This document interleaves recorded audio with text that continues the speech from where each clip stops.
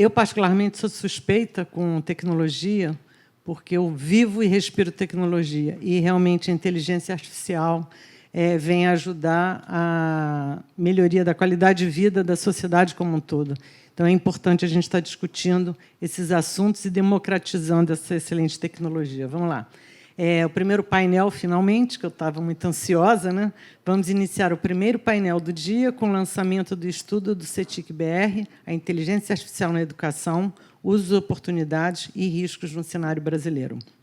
Gostaria de chamar Alexandre Barbosa, moderador, gerente do CETIC-BR, inic.br, e pesquisador especializado em TICs. Coordena pesquisas nacionais para acesso e uso de tecnologias na sociedade. Obrigada. Vamos chamar também Graziela Castelo, coordenadora de estudos setoriais e métodos qualitativos do CETIC-BR. Oi. Departamento do Núcleo de Informação e Coordenação do .br, NIC.br. Paula Cristina Menezes, consultora do MEC, professora de Faculdade de Educação da UFRJ e coordenadora do Observatório de Tecnologias e Inteligência Artificial na Educação, PhD em Sociologia pela UFRJ, com pós-doc em Urbanismo e trabalho em TEP, na França, e em Sociologia na Educação na Unicamp. E Regina Cis, por favor, pesquisadora e conselheira do Núcleo de Especialistas do NIC.br, doutora em EDM e CAIS pela Harvard University, EDE Columbia University, foi professora de Educação na PUC-RJ e na UERJ, e atuou como secretária municipal de Educação do Estado da cidade do Rio de Janeiro. Bom, Alexandre, por favor, você tem a palavra aí. Obrigada. Bom dia a todos. Muito obrigado, Cláudia, pela apresentação. É um privilégio estar aqui numa mesa com mulheres brilhantes, né? E amigas de longa data. Mas eu queria começar agradecendo a RioSoft, Cláudia, o Benito, o Henrique. Mas eu queria fazer aqui um reconhecimento. Hoje, eu acordei às 4h30 da manhã para vir para o Rio. E, chegando no Rio, não tem como a gente não se emocionar, né? E eu morei nessa cidade, tive esse privilégio durante 4 anos, no final da década de 90, no auge da privatização das telecomunicações. E assim, o Rio é a cara do Brasil, né? Não tem como a gente ouvir Bossa Nova e não se emocionar e lembrar do Rio. E, quando eu vi essa notícia, né? Na verdade, eu tive com a secretária Tatiana este ano, em Paris, na Unesco, num evento sobre inteligência artificial para o setor público, e tive a oportunidade de conversar muito com ela, porque o CETIC também é um centro de categoria 2 da Unesco para os países da América Latina e o Caribe e países de língua portuguesa na África. Então, nós temos uma proximidade muito grande. E, quando ela me contou dos planos da Prefeitura do Rio, na temática de IA, realmente eu fiquei pensando assim, olha, talvez esse seja um ponto muito importante para o Rio. É a cara do Brasil, a gente precisa disso, o Rio precisa dar uma volta por cima, e IA eu acho que tem a cara do Rio, né? A criatividade dos cariocas, desse povo, dessa cultura, a música. Então, assim, me emociona muito toda vez que eu aterrizo aqui nessa linda cidade do Rio de Janeiro, porque todos nós gostamos muito. Então, muito obrigado a todos vocês pelo convite. Benito, muito obrigado. É uma honra estar aqui. Ao SENAC também, né, por hospedar uma casa da educação, da cultura, este evento. E para nós, do CGI, isso é muito importante. O Henrique já falou, não vou ser repetitivo aqui, mas o diálogo multissetorial, ele produz coisas incríveis, né? Então, o que ocorre no diálogo sobre internet, tecnologias dentro do CGI, ele se traduz em muitas coisas, em leis que a gente tem hoje que são fundamentais né, como o Marco Civil da Internet, a Lei Geral de Proteção de Dados Pessoais, e agora, com tantos debates, a ECA, ou o ECA, né? É a ECA, porque é a lei digital, muito pautada nos dados produzidos pelo NIC-BR, né, pela pesquisa Kids Online, que a Regina está lá desde a primeira edição, TIC Educação também, e de forma que esse espaço, né, é um espaço de diálogo e muito estratégico para a nossa sociedade brasileira. E é neste diálogo que a gente constrói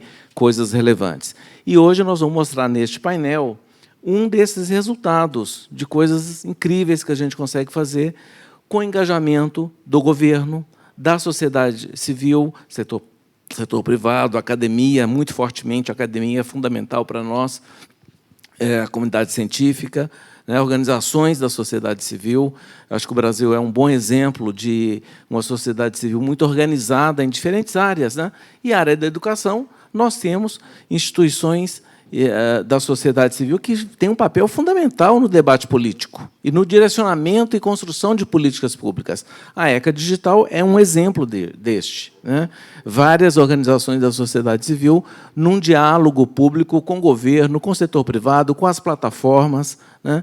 De forma que eu fico muito feliz de ter esse espaço, né, do Inova IA para este debate. E nós vamos ter aqui hoje esse lançamento dessa publicação que o Henrique falou que é inédita, e ele tem um pouco de história, de participação nessa história, né? E ele e outras pessoas, atores do governo, né? O MCTI, o próprio MEC, a Unesco, né?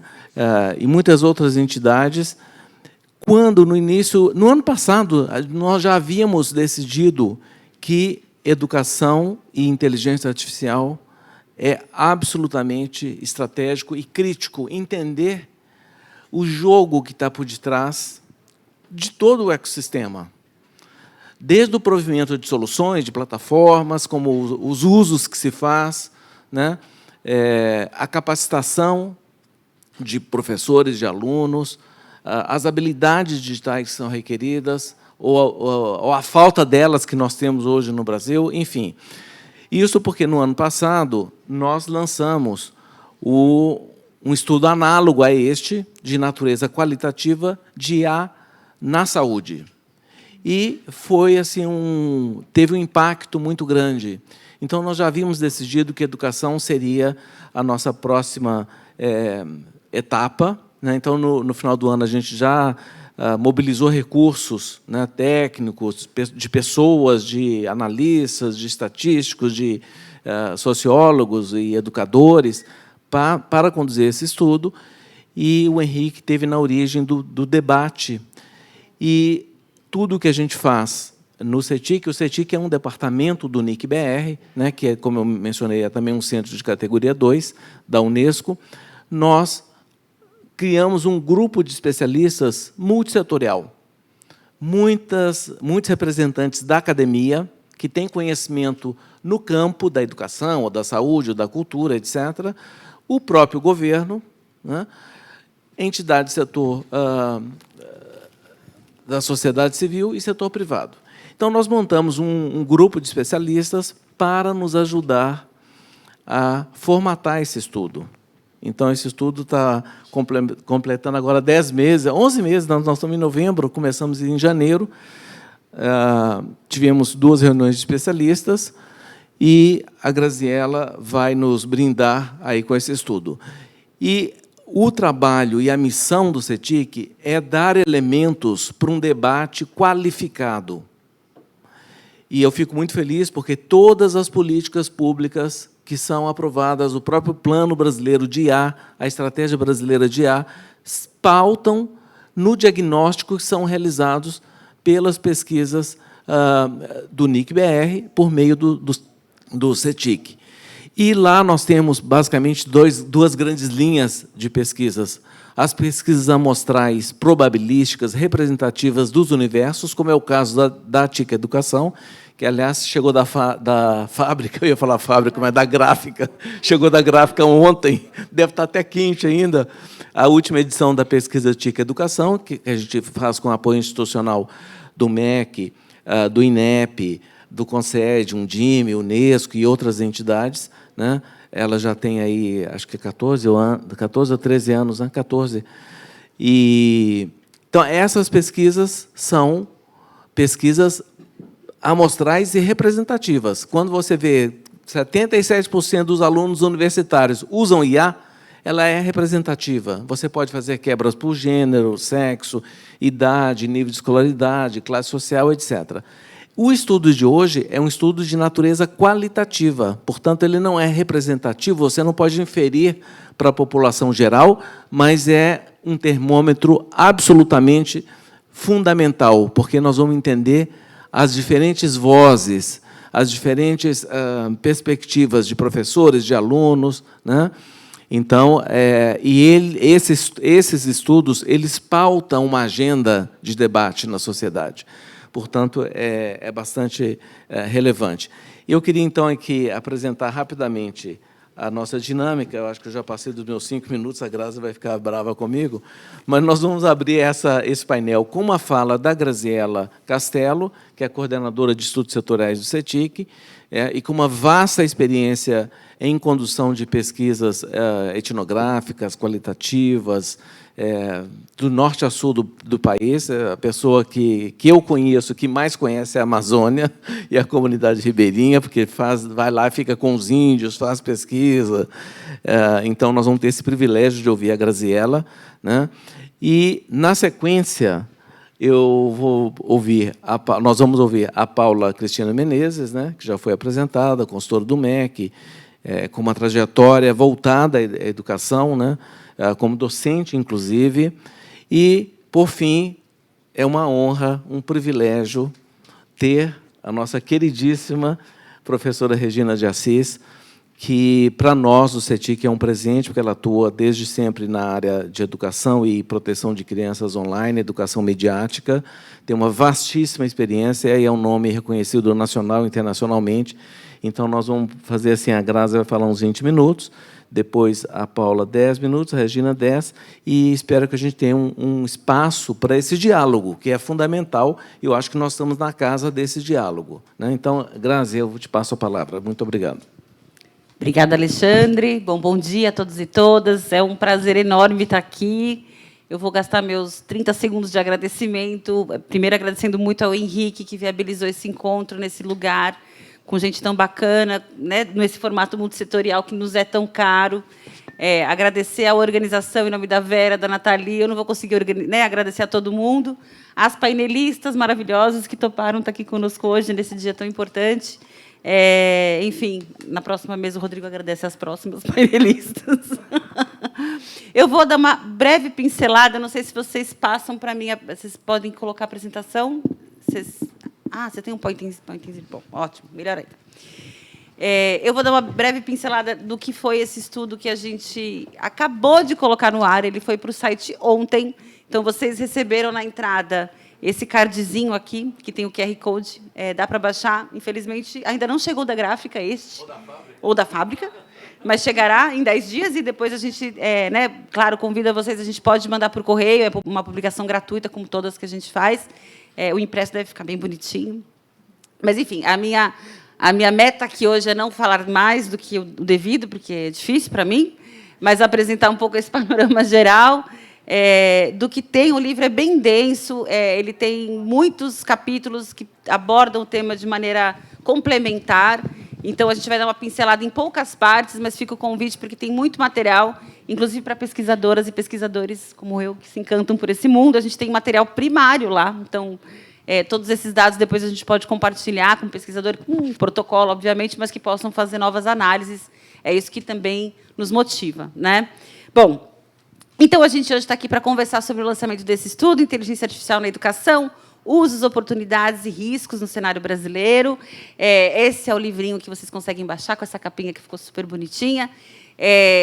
Bem rapidamente, a gente tem, enfim, tem uma apresentação mais geral do nosso diretor-presidente, o DM, um prólogo muito bonito do Henrique. Obrigada, Henrique, de novo pela redação. E aí, o livro se divide em 4 grandes capítulos, né? O primeiro capítulo vai trazer uma apresentação geral do estudo, os objetivos, as metodologias que a gente adotou e um pouco o panorama do uso de IA na educação, a partir de dados da TIC Educação, que eu vou falar bem rapidamente daqui a pouco. Depois, eu já agradeço muito a Flora Arisa, que está aqui. Ela tem um capítulo 2, é dela. É uma contribuição linda, uma revisão bibliográfica densa e muito doce sobre o tema. Então, é muito gostosa de ler, mas com muita densidade. Fica o convite para a leitura. E o que nos permitiu fazer uma costura bem interessante com os resultados da pesquisa empírica que a gente desenvolveu. Na verdade, foram 2 pesquisas empíricas simultâneas, né, de caráter qualitativo, que eu já vou detalhar, e que deram origem aos capítulos 3 e 4 da publicação. Eu vou falar mais um pouquinho do capítulo 4, o Rodrigo vai falar do capítulo 3, mas já me explico. E o livro termina com conclusões finais do Diogo Moisés, que é associado ao IT aqui no Brasil, que fez uma leitura cuidadosa, generosa de todo esse conteúdo e conseguiu sintetizar de um jeito muito bonito o que o livro trazia e avançar um pouco mais com algumas recomendações para políticas públicas, né? Então, assim, inclusive, reconhecendo o que o Brasil já tem e como poderia avançar. Então, está um livro bem legal mesmo. Bom, para entender a discussão, né, assim, e também já fazer o convite aqui para vocês, esses dados aqui, eles chegaram no meio do nosso trabalho de campo. Então, o estudo qualitativo que a gente conduziu, eu já vou explicar, tinha uma parte importante, que era conversar com alunos do ensino médio sobre os usos que eles faziam de IA. E a gente, nos grupos, se assustou com a intensidade do uso. Era um uso intenso, múltiplo, a gente vai falar desses resultados. E, de maneira convergente, em setembro deste ano, a TIC Educação lançou seus resultados. A TIC Educação é uma publicação nossa anual, né, que já tem 14, 15 anos de duração, que vai nas escolas no Brasil inteiro, em todas as regiões, áreas rurais e urbanas, conversa com professores, diretores, alunos e estudantes. E ela revelou que, nesse primeiro ano de medição do uso de IA para atividades escolares, o uso já começou muito intenso, né? Especialmente alunos do ensino médio. Então, 70% dos alunos do ensino médio no Brasil disseram que já utilizaram alguma ferramenta de IA generativa para atividades escolares. Esse é 70%. Né? Esse é um universo de quase 5 milhões de estudantes. A gente está falando só do ensino médio. A pesquisa revelou ainda que esse uso já parte com alguma desigualdade, o que, para a gente, é preocupante, né? Então, alunos de escolas urbanas usam mais do que alunos de escolas rurais, alunos das escolas privadas usam mais do que das escolas públicas, mas, fundamentalmente, tem uma diferença maior entre alunos que estão em escolas que contam com internet e computador para uso de alunos. Quando isso acontece, o uso é maior de IA em comparação a escolas que não têm esse tipo de acesso a essa infraestrutura. Em paralelo, a TIC Educação também perguntou aos professores sobre o uso que eles fazem, se eles faziam uso de IA generativa para preparo de aulas, né, para preparação de atividades pedagógicas. E o resultado também é bastante expressivo, né? 43% dos professores no Brasil do ensino fundamental e do ensino médio já fazem uso de tecnologias de IA para preparo de aula, para preparação de aula ou atividades pedagógicas.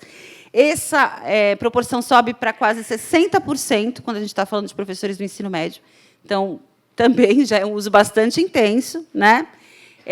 Que já na TIC Educação já revelava que não se traduz necessariamente nessa integração entre aluno e professor, né? Então, a gente pergunta para os alunos na TIC Educação se eles tiveram alguma orientação sobre como usar IA generativa, e, dos alunos do ensino médio, só 32% disseram que já tiveram algum tipo de conversa ou algum tipo de conteúdo dado por professores sobre isso, e esses mesmo um pouquinho mais de um terço desses alunos do ensino médio disseram que já tiveram, em algum momento, algum professor falando sobre como verificar uma informação que ele recebe de IA, quando tem conteúdo falso, enganoso ou preconceituoso.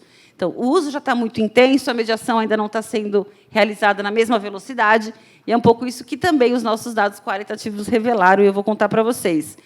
Mas, quando a gente viu esse dado, então, 70% dos alunos do ensino médio já usando, né, de alguma maneira, IA generativa no seu dia a dia, se tornou ainda mais imperativo o estudo que a gente fez, né? Então, como eles estão usando? Para que eles estão usando? Por que eles estão usando? Em que condições? Que conhecimento eles têm?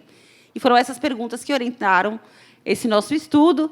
Então, esse estudo de inteligência artificial na educação, ele tem 2 grandes frentes. Uma frente que foi uma pesquisa com especialistas. A gente fez quase 30 entrevistas em profundidade, de 1h30 de duração, com representantes do governo, da academia, da sociedade civil, do mercado, desenvolvedores da tecnologia, gestores de escola. Enfim, o Rodrigo vai falar mais disso no próximo painel, mas que teve essa perspectiva, essa primeira frente, de entender o cenário de área da educação brasileira, né? Onde a gente está, para onde a gente deveria ir, e a porquê, e a para quê, e a como. Essas 3 perguntas vão orientar todo o livro, nos diferentes capítulos que a gente conduziu. E a segunda frente, que aconteceu concomitantemente, foi a frente que tentou endereçar, no primeiro momento, essas competências e os usos que alunos fazem da IA. A gente se pautou bastante no framework da Unesco, então deixarei depois a Rebeca, que estará conosco, apresentá-lo, mas ainda no primeiro nível, para elaborar um roteiro que permitisse com que a gente identificasse como esses alunos usam, o que eles sabem sobre IA, o que eles sabem sobre o que está por trás dessas ferramentas de IA. Eles entendem os riscos, como eles percebem as oportunidades, o que eles veem como facilidade, o que eles entendem como desafio. E, por fim, a gente explorou ainda como eles veem o futuro com a IA. Né? Então, o estudo foi capturado em grupos de quase 2 horas de duração.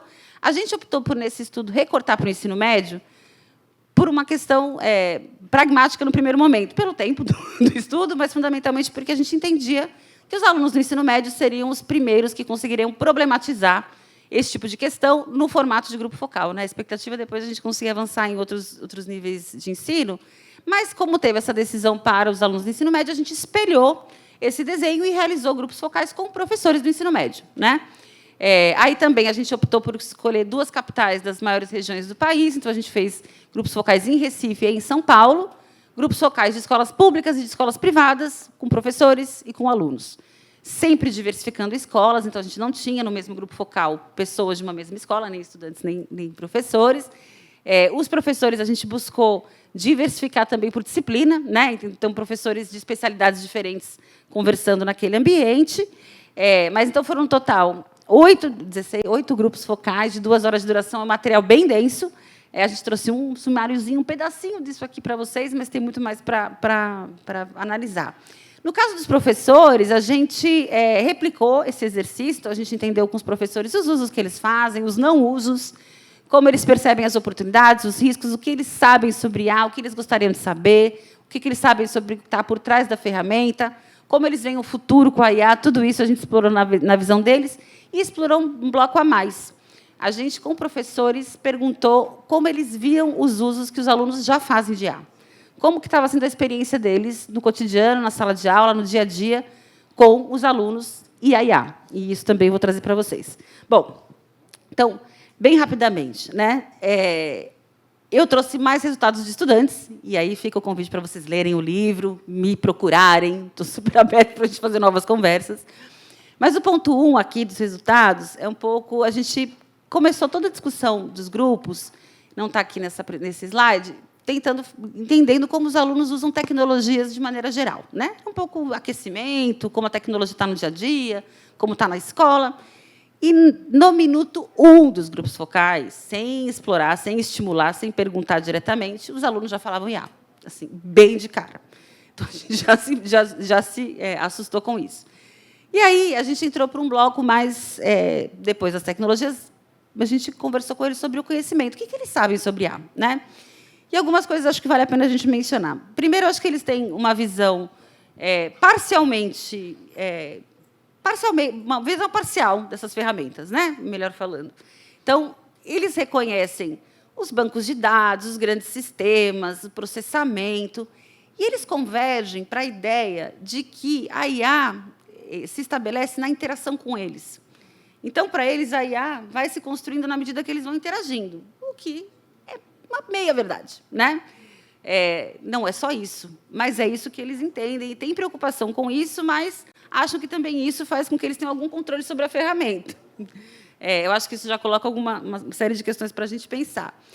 Eles reconhecem que a IA está presente em tudo, e de maneira bem clara. Eles sabem que tem IA embutida em dispositivo, em plataforma, em site. Eles sabem que tem IA que é ferramenta específica, eles dão vários exemplos. Então, eles também já reconhecem que a IA está em tudo, em todos os setores e de diversas formas.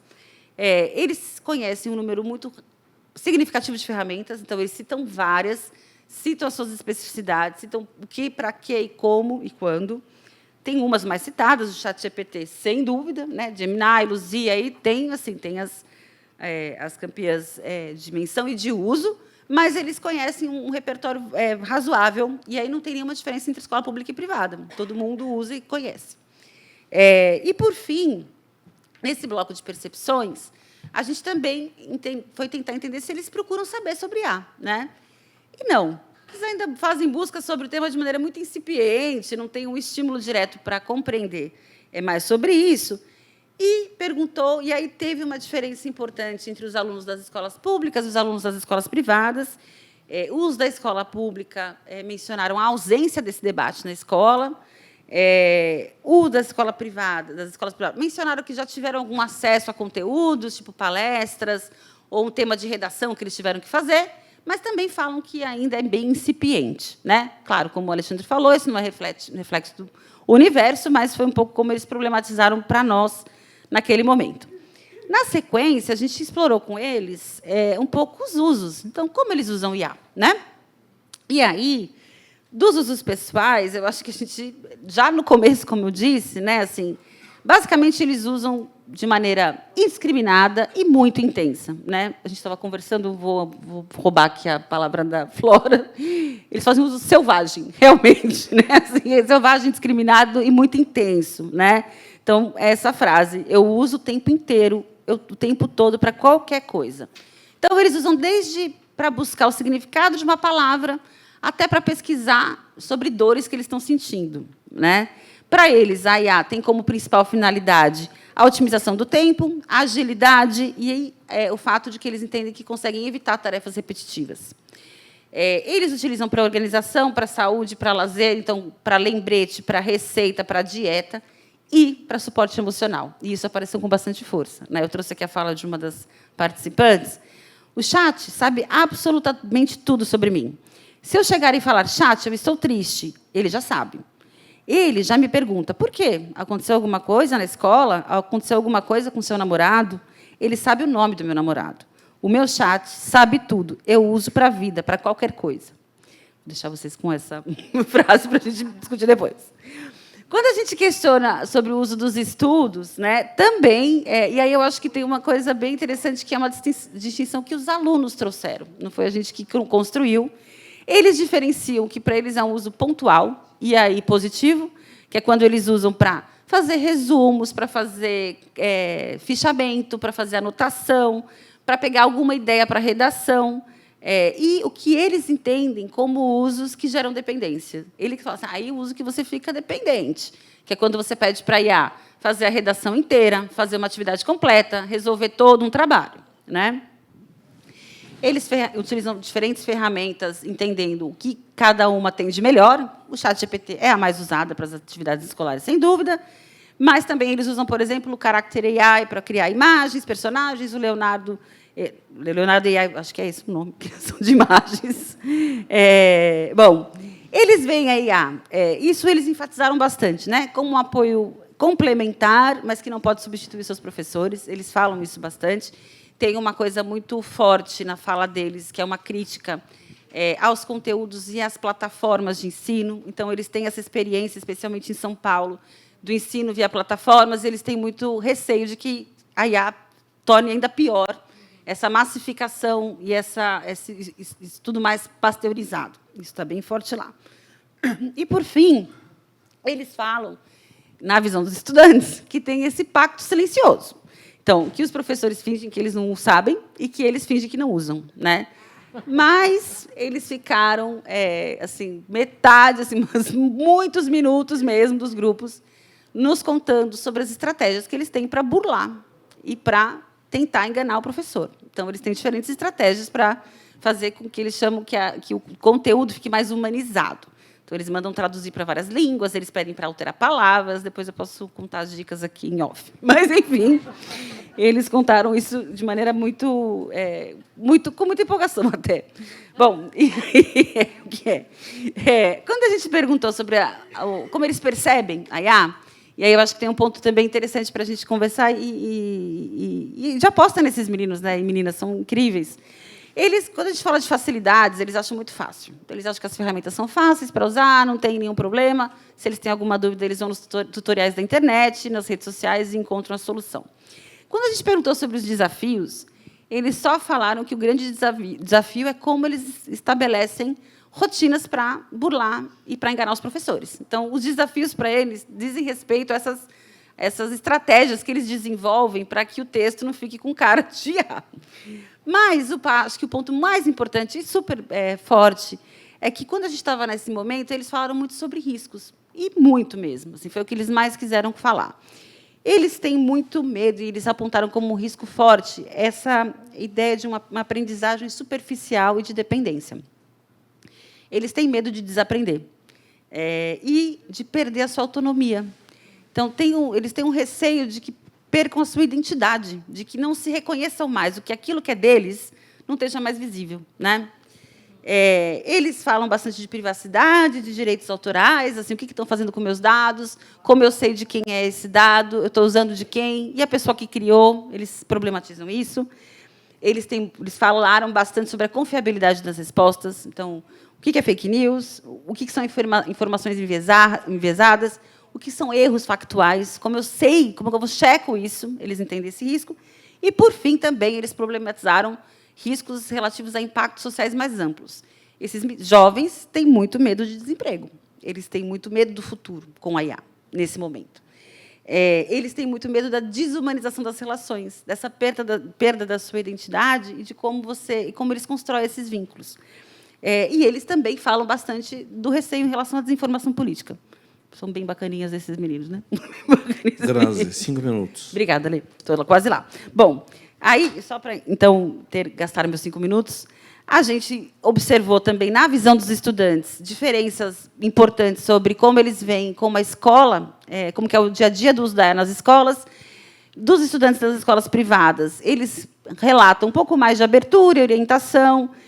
Então, tem um pouco mais de orientação da coordenação, dos professores, ao invés de uma proibição imediata, mas os estudantes entendem que é feito assim porque eles sabem que é inevitável, que todo mundo sabe que é um caminho meio sem volta. Os alunos entendem, nas escolas privadas, que eles têm uma permissão indireta para usar IA. Como eles têm acesso a dispositivos, ao notebook, ao celular, eles entendem que isso é uma autorização para usar IA, mesmo sem perguntar. Eles falam isso. Eles acham que, assim, eles traduzem isso como um ambiente, não nessas palavras, obviamente, semi-regulado. Então, coexistem práticas que, de alguma maneira, já têm algum grau de institucionalidade, com outras que não têm qualquer regulamentação, e já há experiências em escolas privadas que eles trouxeram de algum grau de institucionalização, inclusive de uso mais institucional da IA. Então, plataformas que oferecem feedback automatizado e até ferramentas que as escolas já incluíram para a detecção desse uso da IA. Nas escolas públicas, os estudantes têm essa visão de que há uma postura mais crítica por parte da comunidade escolar, tanto dos professores quanto dos coordenadores. Eles têm essa ideia de que os professores falam para eles que a IA vai emburrecê-los, né? Então, eles reforçam bastante essa fala, o que também faz com que eles digam que, no caso deles, eles fazem uso clandestino.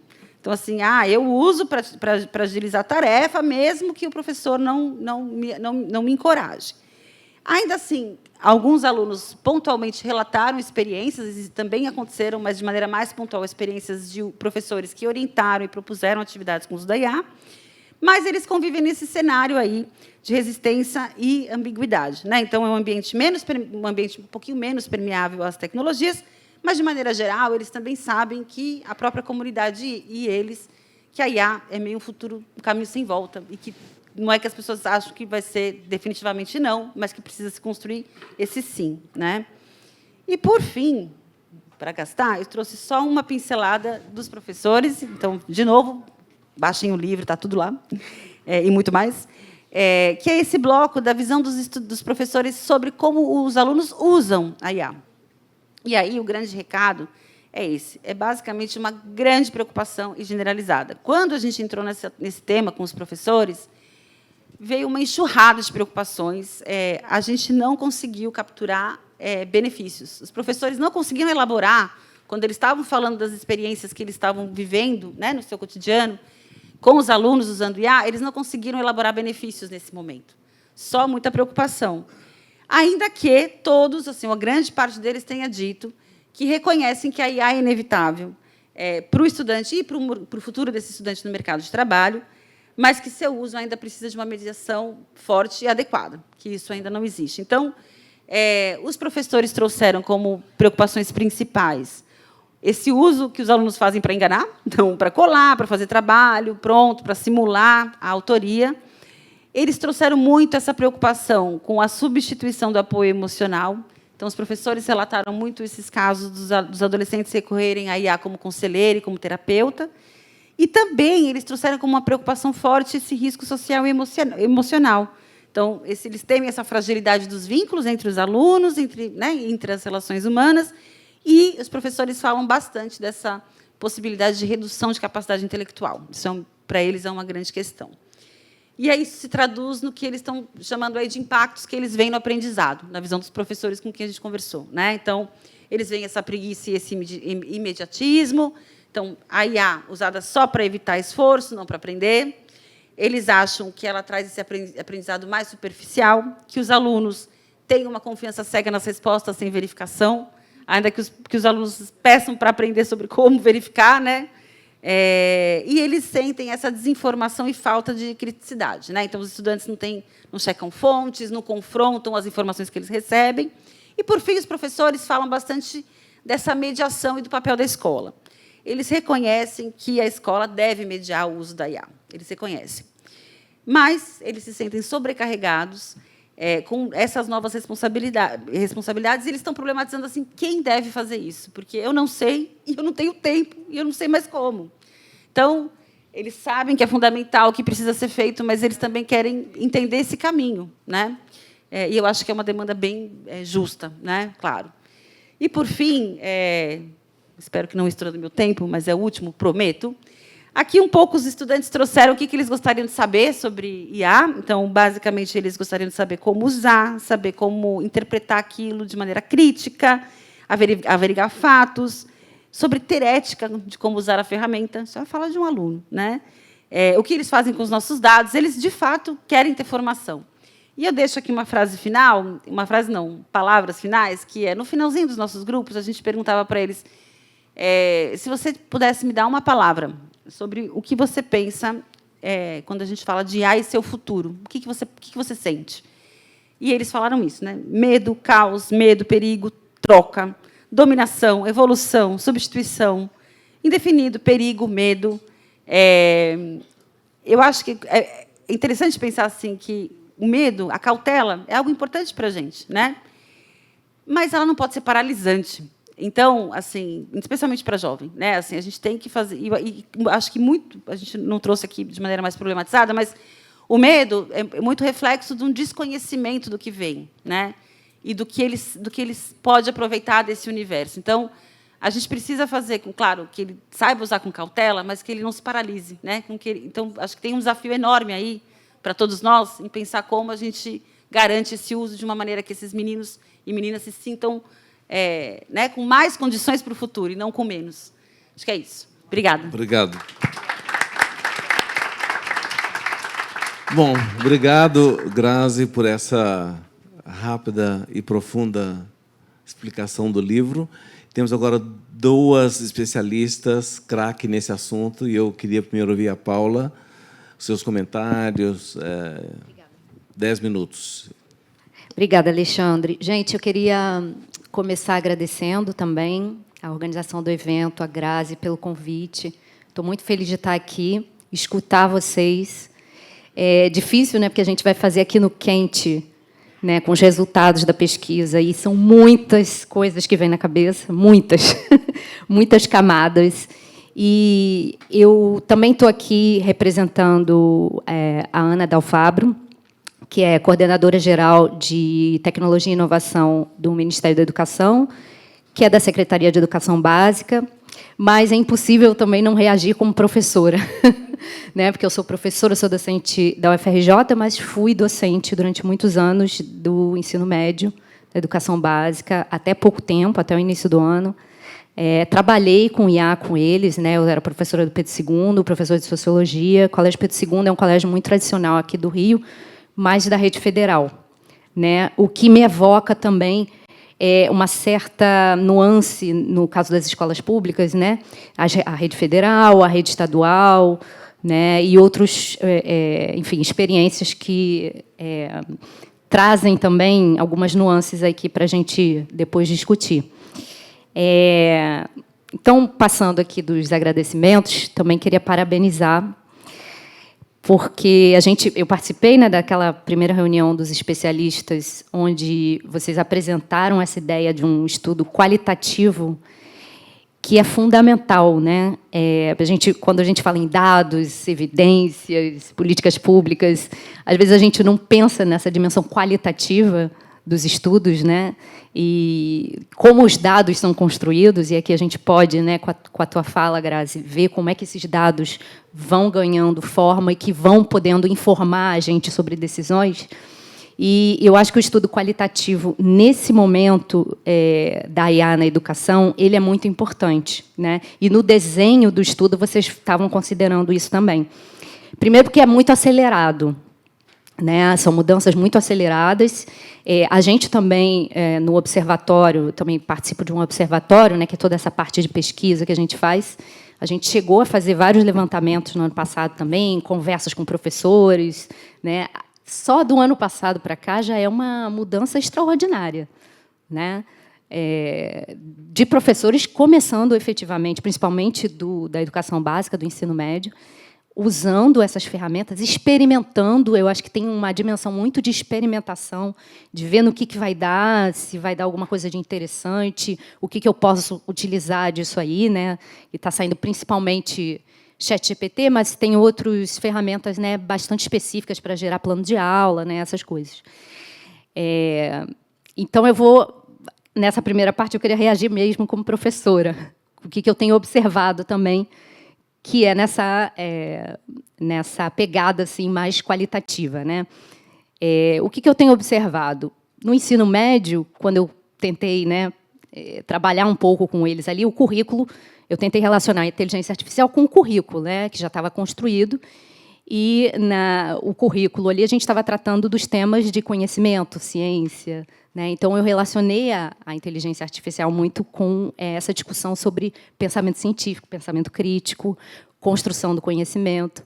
E foi muito interessante porque quando eu falei que a gente ia falar sobre inteligência artificial também, alguns alunos reagiram com a questão ambiental. Ai, professora, mas a gente vai usar, é um absurdo a gente usar, porque são 8 copos d'água por palavra. Eles vieram com dados.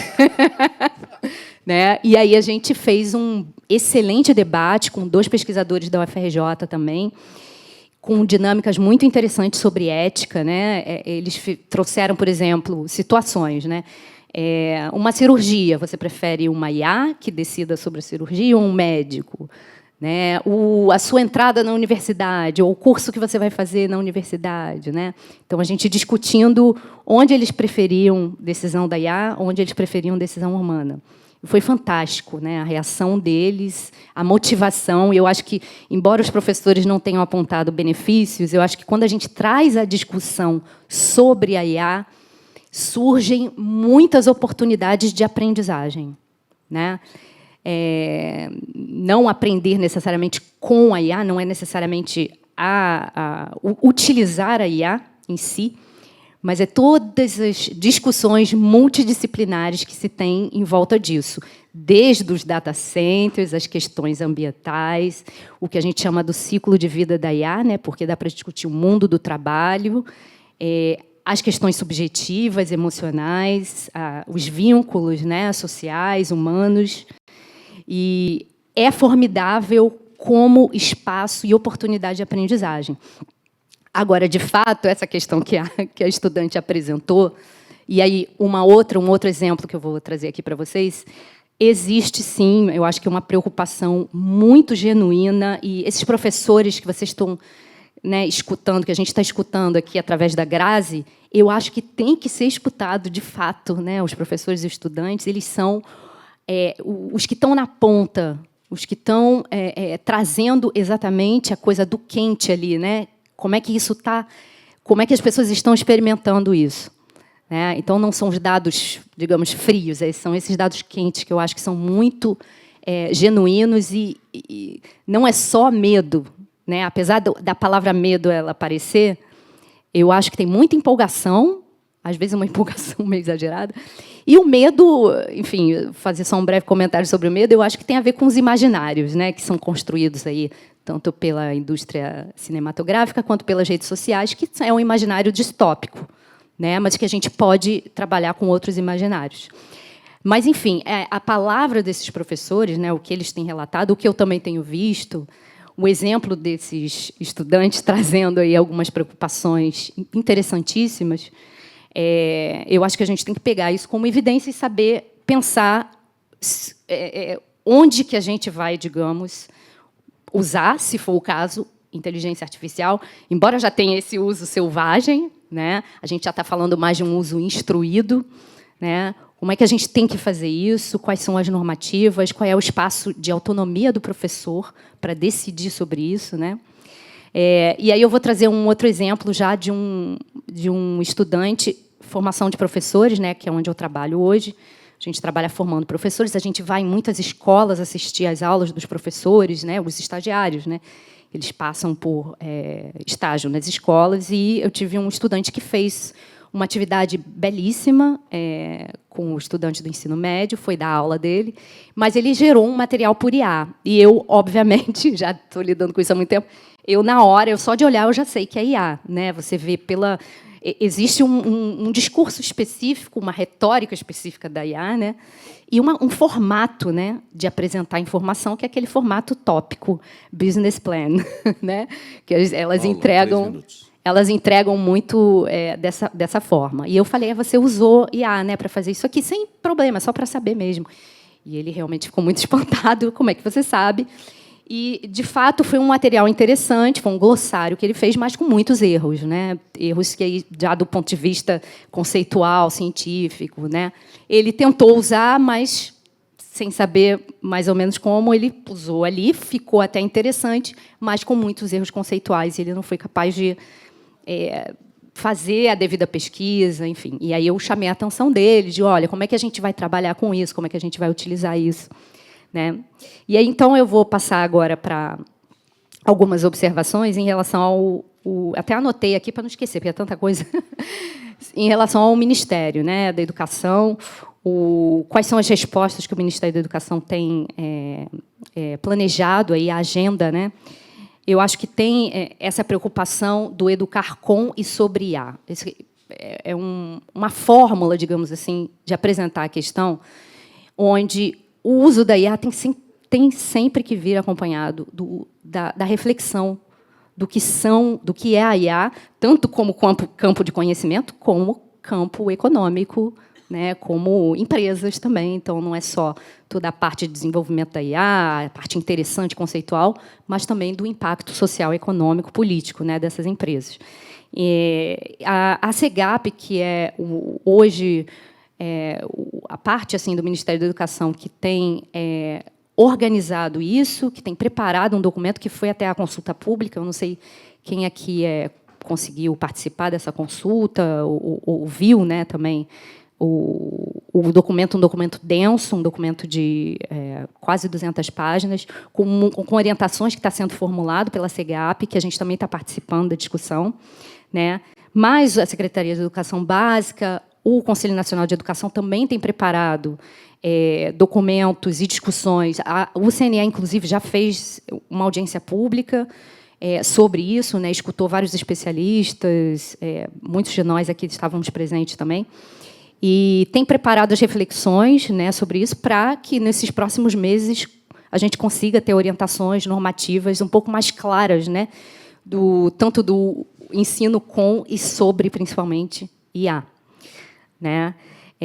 Eu acho que já tem muitas pistas, para quem quiser, né, se aprofundar um pouco nisso, pistas de como é que o Ministério da Educação tem pensado isso, né, a Secretaria de Educação Básica, no início do ano, saiu a Resolução 2 de 2025 do Conselho Nacional de Educação sobre educação digital e midiática. Ali já tem uma agenda, né, de como se tratar esses temas que estão muito intrincados, né, como o subsecretário trouxe aqui também, da educação midiática, da educação crítica, da educação científica, né, do pensamento científico, e como a inteligência artificial ela se coloca em relação a isso também, a Base Nacional Comum Curricular, que tem um complemento que se chama BNCC Computação, que está dentro dessa agenda de educação digital e midiática, cujo objetivo central é desenvolver a cidadania digital, né? E foi princípios democráticos, a discussão ética, a discussão de cidadania, dentro dessa esfera digital e midiática. E todos os guias, enfim, orientações que o Ministério tem publicado sobre o uso de dispositivos digitais, né, que a gente conhece como os celulares, mas não apenas celulares, dispositivos digitais, já tem muitas orientações, muitas publicações nesse sentido. E, para finalizar, também o referencial, não sei quem entrou em contato com isso também, o MEC produziu um referencial de saberes digitais docentes, que tem, inclusive, dimensões sobre IA na formação de professores, tanto do uso para o desenvolvimento profissional, quanto, principalmente, né, do conhecimento básico, digamos assim, sobre esse universo da inteligência artificial. Eu tinha, enfim, muitas outras considerações, mas que a gente pode passar aqui para discutir depois, né? Principalmente dessa questão da IA ser uma tecnologia totalizante, desse medo de dependência, né, desses sistemas, na educação, principalmente, porque precisamos de continuidade pedagógica, então dependências de sistemas externos é uma coisa que a gente tem que, de fato, aprofundar e discutir. Desculpa. E passo para o Alexandre. Obrigada. Obrigado, Paula, por compartilhar a sua própria experiência como docente e também essa visão da política pública, né? Muito obrigado. Regina, vamos te ouvir, 10 minutos. Senhor, acho que está ligado isso aqui, né? Bom, em primeiro lugar, grandes agradecimentos, principalmente a você, em primeiro lugar, a você, e ao Henrique, que foi tão gentil nesse convite, abrindo um cenário tão promissor. Eu aqui vou falar como professora, que foi o que eu mais tenho feito pela vida fora. Embora eu tenha sido secretária municipal de educação da maior secretaria municipal de educação do Brasil e da América Latina, que é daqui do Rio de Janeiro, que tem mais de 1000 escolas, né? E essa experiência incrível de ter me transformado na professora que tinha responsabilidade lidando com professores e suas crianças, adolescentes e suas famílias, numa diversidade enorme nessa cidade do Rio de Janeiro, criar a possibilidade de entender o que é educar. E, entendendo bem o que é educar, ser capaz, como secretária de Educação, com uma equipe muito boa, que eu tive o privilégio de levar, todos, a maioria eram meus antigos estudantes da PUC, da UERJ, eu orientei as teses de mestrado, de doutorado. Então, era um pessoal jovem, muito sequioso, por trabalhar e descobrir e realmente contribuir para a melhoria da qualidade do que se fazia na minha época, éramos 1029 escolas, hoje são mais, né? E, desde o início, eu tive uma experiência única também com uma pessoa que me ajudou muito a entender a emergência do que a gente chama de tecnologia e que eu ouso aqui junto com vocês não chamar de tecnologia. A tecnologia é a base, é a máquina, mas o que isso produz são novas linguagens. E houve uma pessoa muito fundamental nessa minha compreensão, que foi o Walter Clark, que foi um homem de televisão responsável pelo grande êxito da TV Globo e que, no final da vida, resolveu se dedicar à televisão educativa. E o Walter foi presidente da TV educativa aqui do Rio de Janeiro. Isso, gente, tem muito tempo, isso é século passado ainda, né?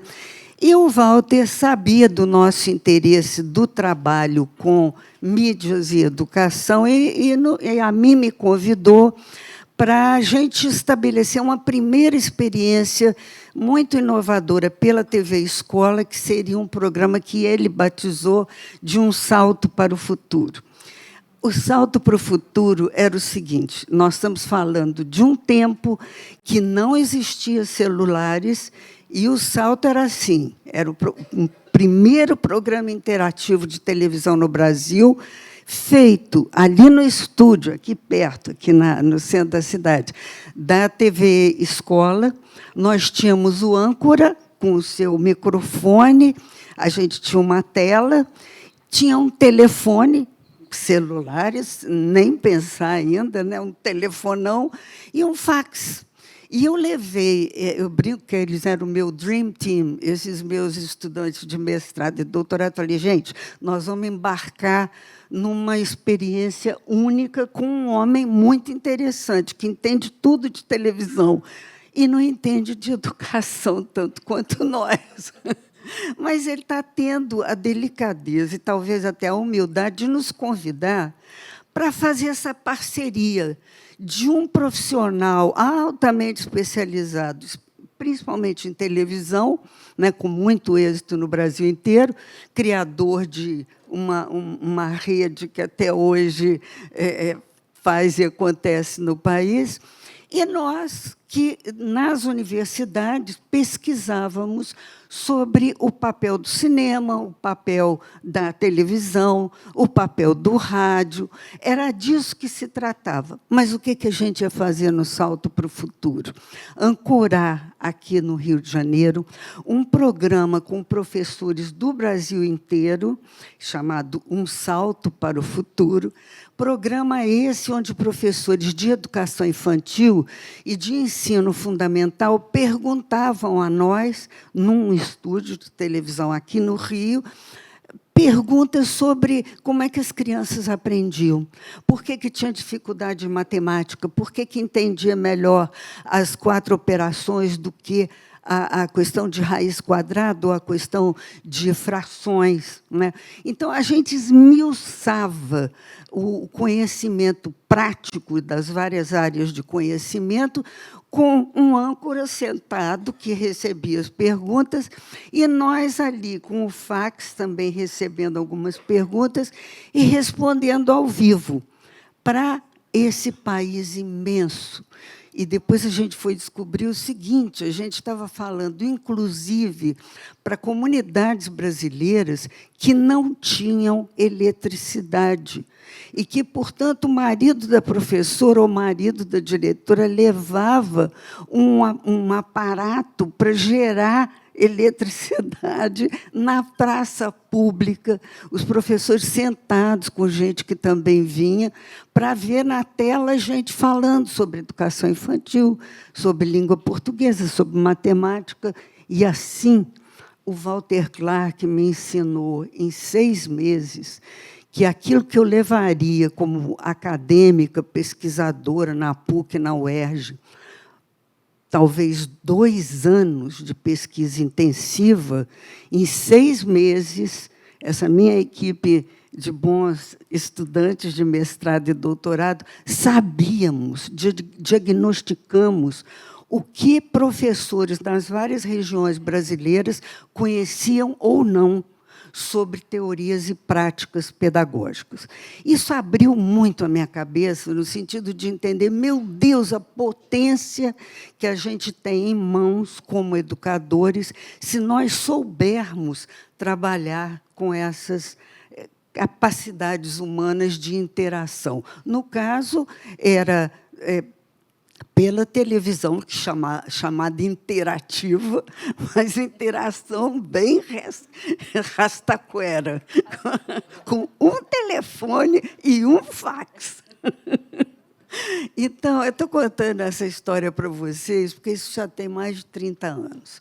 Depois que eu fui convidada pelo prefeito Cesar Maia para ser secretária municipal de Educação do Rio, e que, por causa dessa experiência, eu já vinha, e outras experiências que eu tive na TV Escola, eu já tinha a proposta que eu apresentei ao prefeito de criar uma produtora no âmbito da Secretaria Municipal de Educação que gerasse mídias interativas, aí nós já estamos falando da década de 90, final da década de 90, um grande pulo, mas que gerasse a possibilidade de nós falarmos com as mais de 1.000 escolas do município, né? E ele resistiu muito, ele falou, isso vai custar muito dinheiro. Eu falei, que custe. Isso é da maior importância. A gente fez o projeto, o Walter, outra vez eu convidei o Walter Clark para ser o presidente da Multirio, que no ano passado fez 30 anos. A Multirio foi criada como uma produtora pública, financiada pela Secretaria Municipal de Educação, para justamente, eu ouvi o secretário falando, em vez de ter só essas experiências esparsas, ter uma experiência articulada com a proposta pedagógica da própria Secretaria Municipal de Educação, entendendo o que é trabalhar na Maré, o que é trabalhar em Copacabana, o que é trabalhar na Baixada, o que é trabalhar na Vila da Penha, o que é trabalhar no Leblon, e saber como conversar e discutir com os professores, os pais e os próprios estudantes sobre áreas de conhecimento, recolhendo e levando informação de tal maneira que o currículo que nós construímos com 75%, eu tenho o maior orgulho de trazer para vocês essa estatística, 75% dos mais de 1.000 professores municipais do Rio participaram conosco dessa grande... Regina, 3 minutos. Eu vou correr. Dessa grande... Mas eu não podia deixar de dizer como é possível a gente trabalhar com isso que agora se chama inteligência artificial, e eu vou chegar lá nesses 3 minutos. A inteligência artificial, na verdade, é uma nova linguagem que nós, seres humanos, criamos. E nós, para trabalharmos entre nós, isso que nós estamos fazendo aqui agora, nós estamos trocando conhecimentos para chegar a algum piso comum de entender o que é inteligência artificial e para que ela serve. Eu vou até pedir ajuda a um grande pensador, o Nietzsche, que disse uma coisa que eu achei assim, genial. Ele disse assim, e aqueles que foram vistos dançando foram julgados insanos por aqueles que não podiam escutar a música. Quer dizer, quem não pode escutar a música e ver todo mundo dançando, não entende por quê. Por que nós estamos discutindo isso aqui agora? Então, para concluir, que a gente tem muito mais o que falar, mas haverá outros encontros para isso, o que eu quero dizer é o seguinte, uma nova linguagem está em funcionamento. As pessoas estão chamando de inteligência artificial. Não é. É uma nova linguagem que nós, seres humanos, criamos. E as linguagens são usadas por nós para criar conhecimentos e valores éticos, políticos e estéticos.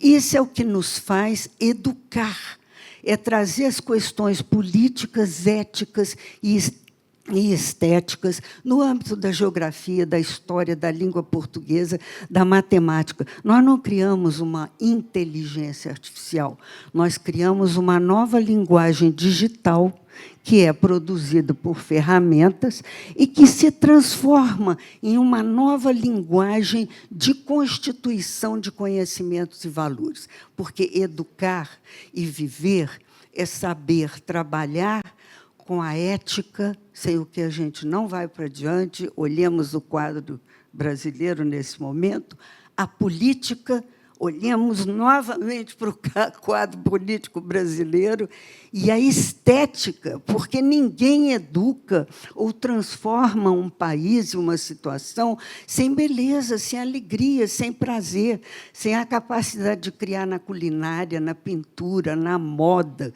no desenho, na dança, na música. Isso é viver. Né? Então, o nosso trabalho de profissionais da área da educação e da informática, e aí eu quero agradecer imensamente a esse amigo querido, o Alexandre, que há muitos anos me convidou para integrar lá o conselho do NIC-BR, que é um privilégio, né, Graziela, a gente estar junta lá esses anos todos, porque nós estamos justamente diagnosticando, entendendo e traduzindo para o grande público o que é a linguagem. O que são, isso que eu estou usando é uma linguagem oral, mas eu estou usando essa coisa aqui que me magnifica a voz. Isso é uma maquininha, isso é um instrumento. Né? Então, isso que a gente está chamando de inteligência artificial, eu ouso dizer que não é. É uma nova linguagem digital criada para ampliar de maneira estratosférica a nossa capacidade de conhecer. E, encerrando, e lembrando de tudo que aconteceu agora na COP30, inclusive aquele incêndio, bem simbólico aquele incêndio, mas uma coisa básica, porque teve a COP das crianças também, lá na COP30, é pensar que a maioria de nós, que já tem mais de 50, 60, eu tenho 85, a maioria de nós não vai ver o que essas crianças e esses adolescentes vão ter que enfrentar.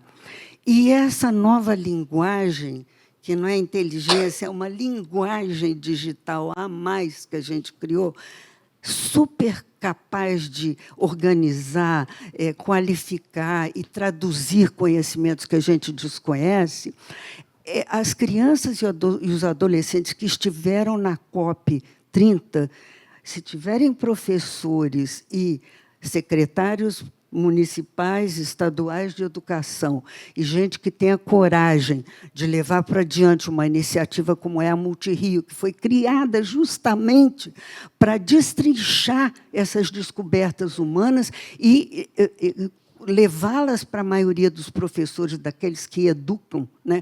E a maioria daqueles que são educados, para que eles entendam que essa nova linguagem digital vai ajudá-los a combater o perigo que nós estamos enfrentando das mudanças climáticas, saber como fazer isso sem utilizar os petróleo, que vem do fóssil, né?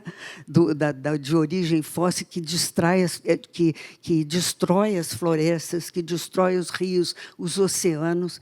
Essa geração, não somos nós, mas essa geração levada por aqueles de nós que ainda tivemos tempo, capacidade de conhecer, humildade para fazer isso que nós estamos fazendo aqui, de discutir juntos o que é que nós temos que fazer, qual é a responsabilidade que nós temos em mão, a gente tem uma outra linguagem humana criada por seres humanos extremamente potente. E a gente tem que saber dela para fazer dela o melhor. Muito agradecida, eu fico contente de ter sido incluída aqui, aos meus amigos, a você, que teve uma coragem enorme de enfrentar esse caminho novo, né? A todos nós, vamos ter esperança e vamos buscar entender melhor. Não é máquina, não é inteligência artificial, é mais uma linguagem, gente. Quando foi inventado o cinema, depois a televisão, o rádio, eram linguagens, áudio, primeiro só áudio, depois audiovisual, agora é digital, a gente aperta o botãozinho e a informação vem. Então, não vamos esquecer disso, a gente está aperfeiçoando a nossa capacidade de nos comunicarmos e de criar conhecimentos e valores éticos, políticos e estéticos. Muito obrigada. Obrigado, Regina. Eu falei que eu estava diante de 3 mulheres brilhantes, né? E olha a minha situação, tem que cortar a Regina falando, Regina. É difícil, né? Muito difícil. Mas, Cláudia, eu não sei, a gente está com o tempo esgotado, né? Se tem... autorizam dar mais tempo, a gente já está... Então, não temos pergunta. Então, tá bom. Queria agradecer muito a Paula, a professora Regina, a Graziela, pela coragem de conduzir esse estudo, né? Mas quem já morou com índio na Amazônia tem essa coragem, viu, Regina? E o livro está à disposição. Explorem, usem e abusem, né? Divulguem e vamos manter esse diálogo para entender essa linguagem. Regina, você trouxe algo maravilhoso. Muito obrigado. Agradeço aos panelistas. Eu peço para se dirigirem ali na lateral para tirar uma foto. Realmente, eu acho que, de todos os setores que são impactados com a inteligência artificial, o setor da educação é o que mais está sofrendo, porque, no fundo, ele está tendo que se reinventar completamente. Outros setores, eu acho que o impacto é menor. Bom, agora a gente vai ter um coffee break de 15 minutinhos. E vão rápido, porque a gente tem mais painel aí antes do almoço. E agradeço aí o painel, realmente a professora Regina foi ímpar aí no depoimento dela.